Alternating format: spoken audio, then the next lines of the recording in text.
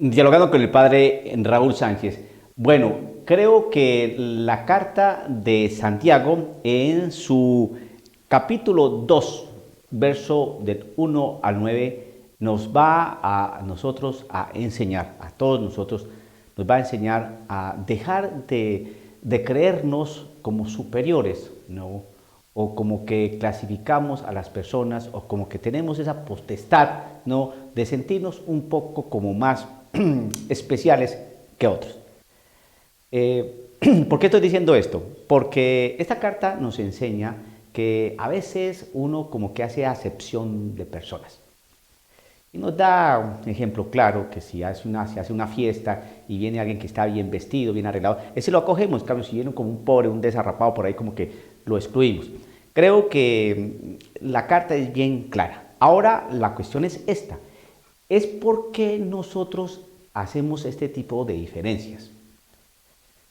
Creo que es porque estamos olvidando el primer mandamiento de la ley de Dios. Amar a Dios sobre todas las cosas y al prójimo como a uno mismo. Si uno ama al prójimo, prójimo significa próximo, el que está más próximo. ¿Cuáles son los más próximos nuestros? Los de nuestra familia, ¿no? Pues por eso dice que la caridad empieza por casa, ¿no? Entonces, el prójimo es el que ayuda. ¿Se acuerdan de la parábola de qué? Del samaritano, ¿no? El buen samaritano que ayudó a alguien que estaba apaleado, molido a golpes, porque unos asaltantes lo pusieron así.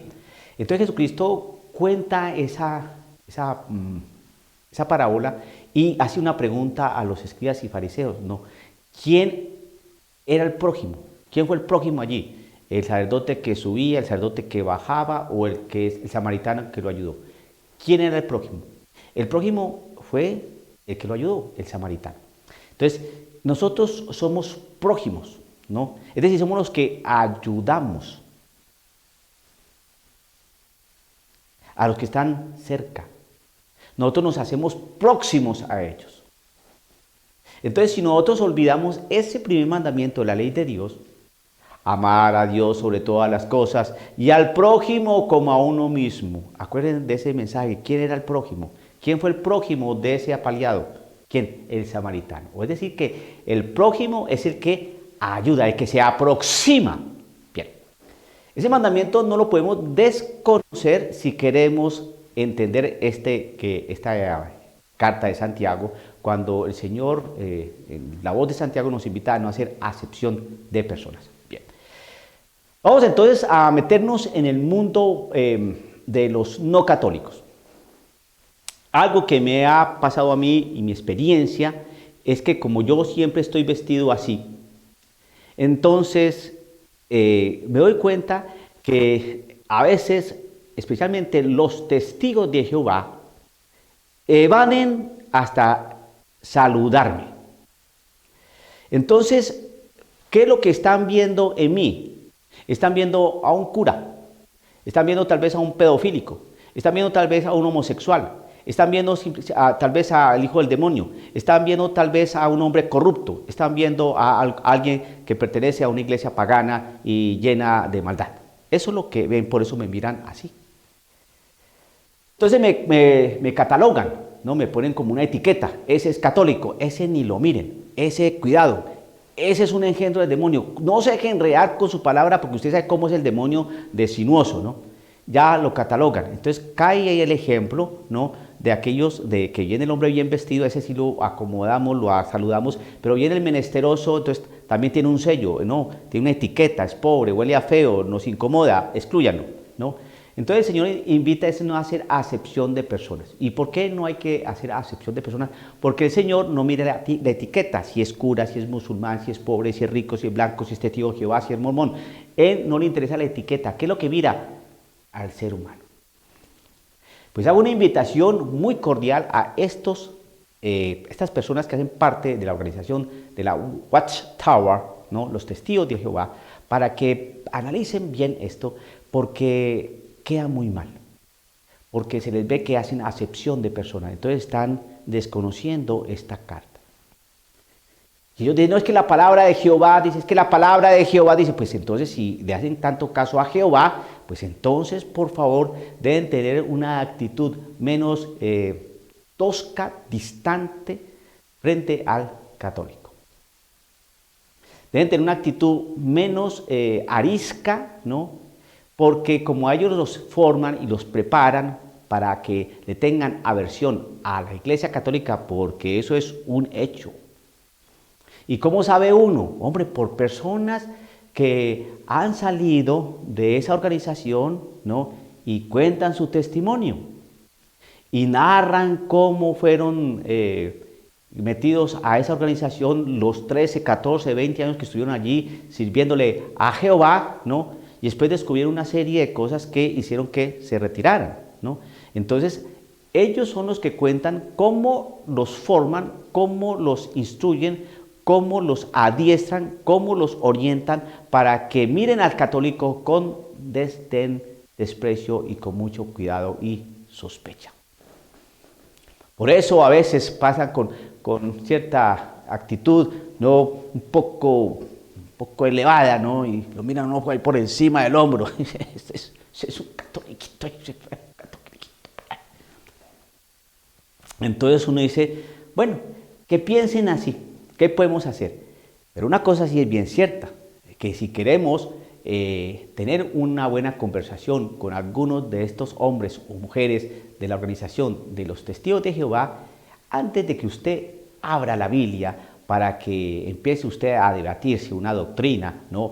Que la Trinidad, que ustedes son politeístas, o que cuando hablen sobre la Eucaristía, que en su Biblia dicen que eso significa mi cuerpo o significa mi sangre. Antes de que usted abra la Biblia para que empiece a ver esa lindura de traducción, dígale al testigo de Jehová, hágame el favor, testigo de Jehová, muéstreme que usted en el siglo I estaba su casa de reino o su salón de reino en tal parte, quién era el cuerpo gobernante en aquella época, quién era el jefe del distrito, ¿no? de aquel lugar, y que lo tiene que demostrar, ¿no? a través de la historia, con documentación, ¿no? con escritos, con el testimonio de algún miembro del cuerpo gobernante, que nos muestre el desarrollo histórico y que haga conexión desde aquel primer siglo, en el momento de Cristo Jesús, y en este momento su iglesia, su salón del reino. Hágame el recorrido histórico. No lo pueden hacer porque los testigos de Jehová no están en el primer siglo, no están en Jerusalén, no existía cuerpo gobernante, no existía ninguna salón del reino, nada de esas cosas. ¿Por qué? Porque la historia no los deja probar eso, porque no existían. A partir del año 1878, con Charles Russell, fue que aparecieron los testigos de Jehová. Entonces, con la historia uno empieza a desmenuzar toda la doctrina que tienen en esa Biblia, ¿no? Que fue que esa Biblia la organizó, la compiló la Iglesia Católica en concilios con papas en el año 382. La historia es el talón de Aquiles de todos los grupos no católicos y organizaciones no católicas. Ellos se pueden enfurecer, les puede dar contorsión, se pueden dar un soponcio, que tómense su pastillita, su jarabito, reposen y acepten, porque las cosas no se pueden desconocer. La historia es una ciencia humana que utiliza una metodología, una sistematicidad, ¿no? Un orden, ¿no? Que hace posible que se puedan determinar con gran seriedad hechos, acontecimientos, eventos, lugares, fechas, personajes, ¿no? Que nos dan un dato y nos pueden decir esto fue así. Por eso nosotros sabemos de George Washington, por eso sabemos de John F. Kennedy, por eso sabemos de Platón, por eso sabemos de Sócrates, por eso sabemos de Thomas Hobbes, por eso sabemos de Cristóbal Colón, por eso sabemos de Pancho Villa y de tantos otros personajes que han marcado la historia a lo largo de los años. Entonces, Por eso nosotros, sin ningún temor a equivocarnos, la Iglesia Católica puede afirmar con mucha seguridad que los testigos de Jehová no tienen cómo demostrar que parten desde el mismo Señor Jesucristo para acá. La Iglesia Católica sí lo puede demostrar. Tenemos la lista de todos los papas desde Pedro hasta el Papa Francisco. Tenemos sus documentos, sus bulas, sus escritos. Tenemos la arqueología, que es una ciencia, nos muestra dónde están los huesos de Pedro, ¿no? Tenemos cómo demostrar, ¿no?, el desarrollo y el devenir de la liturgia, de la tradición, de la enseñanza, de la doctrina. Lo podemos demostrar. Lo que sería el bautismo que se celebraba en el primer siglo, hoy se celebra. La manera de los sacramentos, cómo se asumían, hoy también tenemos los sacramentos. Tenemos cómo demostrar por qué tenemos la Biblia, quién hizo la Biblia, en qué año, en qué concilio, bajo qué pontificado. Eso es historia y nosotros lo podemos demostrar. El testigo de Jehová, por solamente hablar de esta organización, no lo puede hacer. Entonces, ¿qué es lo que hace la mayoría de los protestantes, que es donde la mayoría de los católicos caen? Mira, hermano, aquí en el libro de la sabiduría, en el capítulo 15, no, los protestantes no tienen el libro de la sabiduría. Entonces pasemos al Marcos, el Evangelio según San Marcos, en su capítulo 10, el verso 1 dice lo siguiente: lo que Dios une no lo separe el hombre. Entonces vamos a analizar qué es lo que ha querido Dios.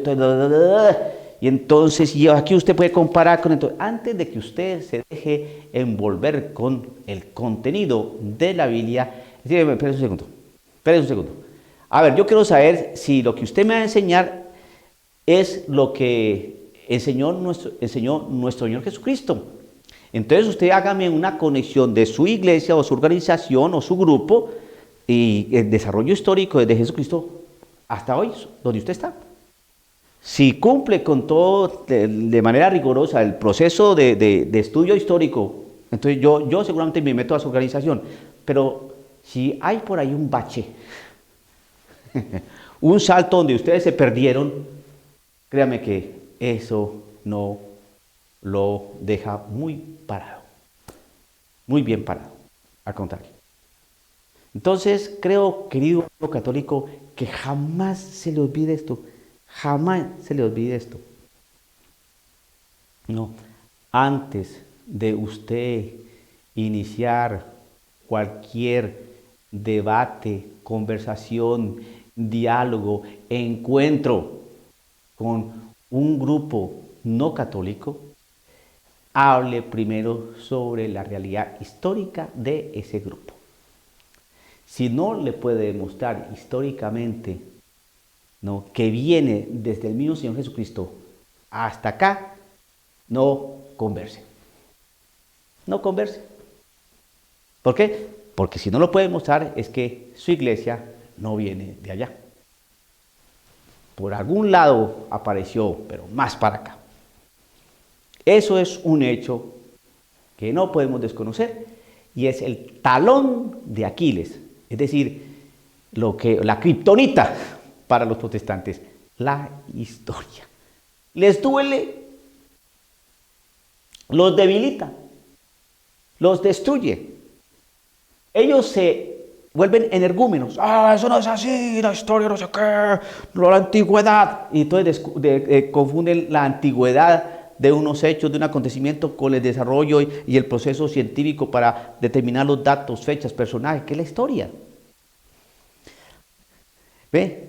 No se deje confundir y más bien atienda lo que dice esa carta de Santiago: no hacer acepción de personas.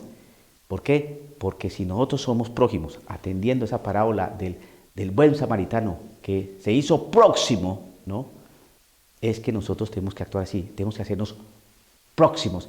El prójimo no es el que está tendido, no. El prójimo es el que se acerca al que necesita. Por eso, el Señor Jesucristo le pregunta a los escribas y fariseos: ¿quién fue el prójimo? ¿El sacerdote que subía, el sacerdote que bajaba o el samaritano? El prójimo es el que se acerca al que necesita. Y a veces si nosotros somos tan necesitados porque estamos prácticamente condenados, ¿por qué no se nos acercan los testigos de Jehová?